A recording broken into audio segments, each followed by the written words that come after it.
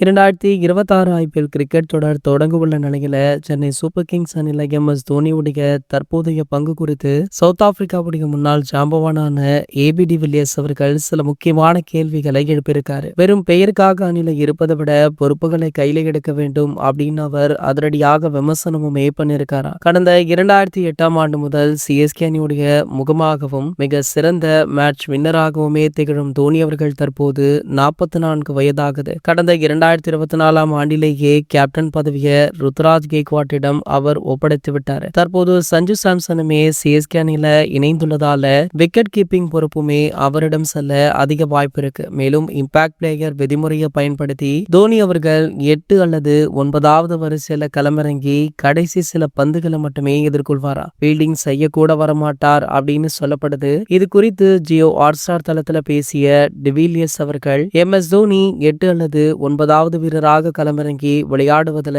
தனக்கு துளி கூட உடன்பாடு இல்லை அப்படின்னு பேசியிருக்காரு. அவர் கேப்டனாகவும் இல்லாத நிலையில மிகவும் காலதாமதமாக களமிறங்குவது அணில ஒரு இடத்தை தவறான காரணங்களுக்காக ஆக்கிரமிப்பது போல் இருக்கு. ஒரு ஜாம்பவானான தோனி அவர்கள் அந்த இடத்துல விளையாடுவது நியாயமே கிடையாது அப்படின்னு அதிரடியாக இவர் கொடுத்த பேட்டி சோசியல் மீடியாக்கள்ல படும் வைரலுமே ஆகிட்டு இருக்கு. இது போன்ற கிரிக்கெட் செய்திகளை பத்தி நீங்க உடனே தெரிஞ்சுக்க நம்மளுடைய சேனலை மறக்காம சப்ஸ்கிரைப் பண்ணிக்கோங்க.